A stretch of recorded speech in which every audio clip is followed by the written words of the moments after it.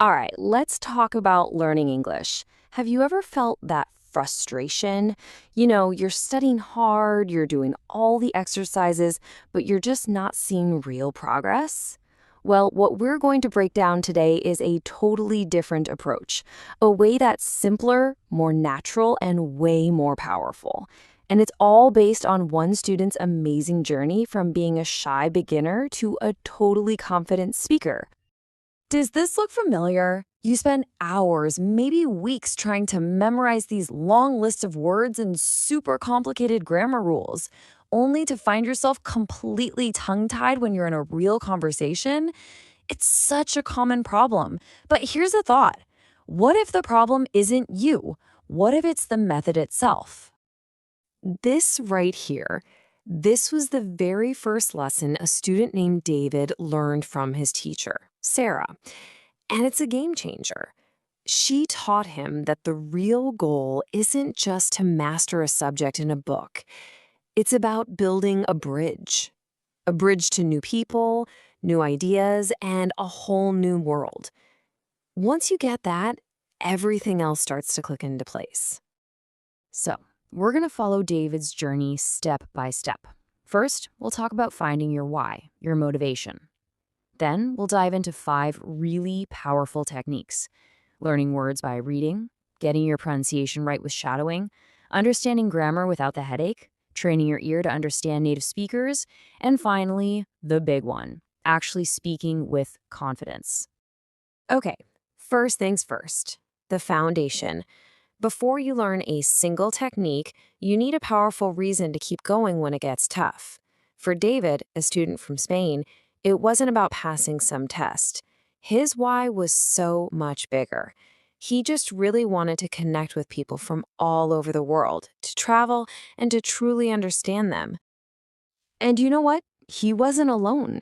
In his class, some people wanted to travel, others wanted better jobs, and some just wanted to watch a movie without needing subtitles.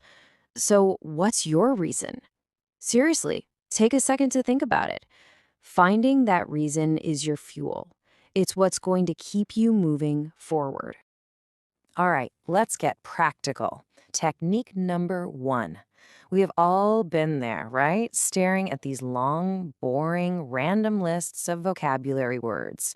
Well, David's teacher told him to just forget all that. The best, most effective way to learn new words is not to memorize them, but to meet them in their natural habitat. This whole approach is about one thing: context.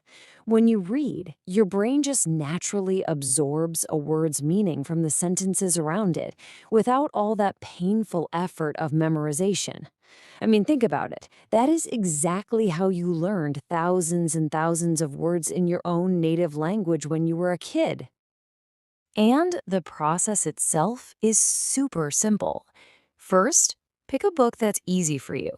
Then, just read for about 30 minutes every single day. If you see a new word, don't stop and study it for 10 minutes. Just look it up real quick, get the meaning, and keep the story flowing. You'll see that word again and again, and that's how it'll stick. So, how do you pick the right book? Here's the golden rule.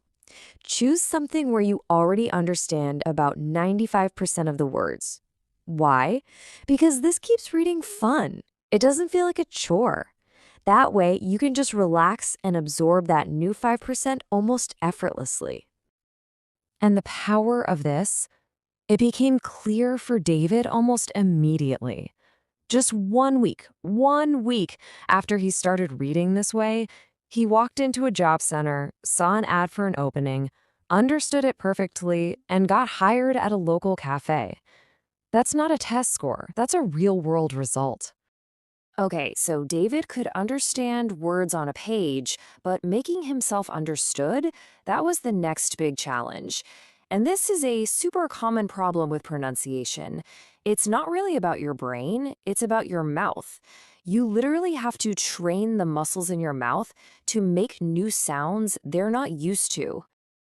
The technique for this is called shadowing, and it's as simple as it sounds. You listen to a native speaker and you try to speak at the exact same time, like you're their shadow.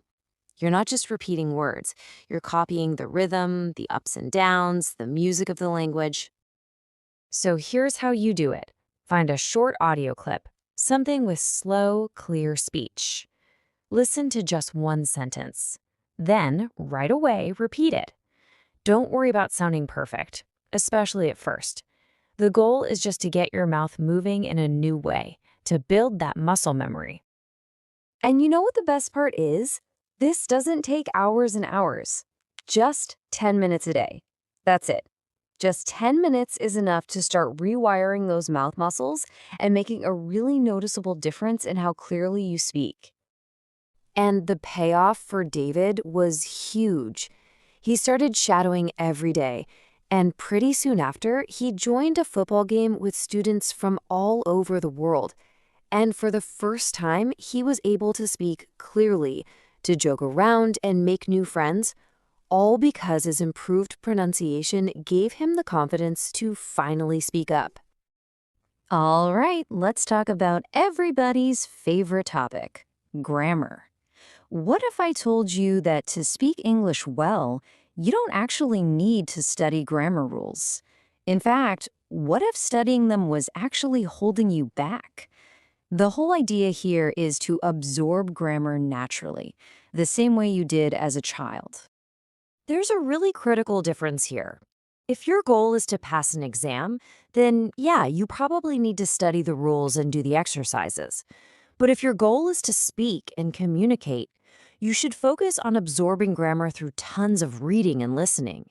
You learn what sounds right instead of trying to remember what the rulebook says. And David's experience at the cafe just proved this works. He'd find himself saying things like, "Would you like milk with that?" Or, "We made it fresh this morning." He was using perfect grammar without even thinking about it. It just came out naturally because he'd absorbed the patterns from everything he'd been reading and hearing. Now, trying to understand native speakers when they talk fast, oh man, it can feel absolutely impossible, right? It feels like your brain just can't keep up. But here's the thing, listening is a muscle.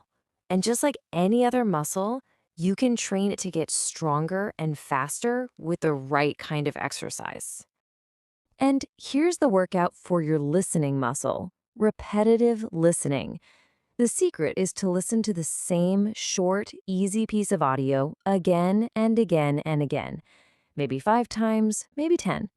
The first time, you might only catch 70%, but by the 10th time, your brain starts to recognize all the sounds, the words, and the sentences effortlessly.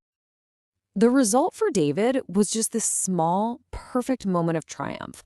A customer came into the cafe and ordered a hot chocolate and a muffin. And David understood every single word the first time.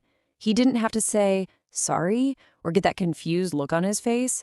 The conversation just flowed, all because he'd been training his listening muscle every day. And this brings us to the biggest hurdle for most learners. The fear of speaking. We wait and we wait until we feel ready, until we think our English is perfect. But guess what? That day never comes. The philosophy here is pretty radical, but it's simple. Your voice is a muscle. The only way to strengthen it is to use it, now, today, with all its imperfections. And you don't even need a conversation partner to get started. You can practice by asking yourself simple questions, playing games, or even just talking to yourself in the mirror. Describe your day. Plan out your tomorrow. The goal isn't perfection, it's just practice. And you have to remember, mistakes are not failures. They are literally how you learn. And this is the final powerful realization that David came to. After months of using all these methods, English was no longer a subject he studied in a classroom. It became a part of his actual life. It was how he worked, how he made friends, even how he thought.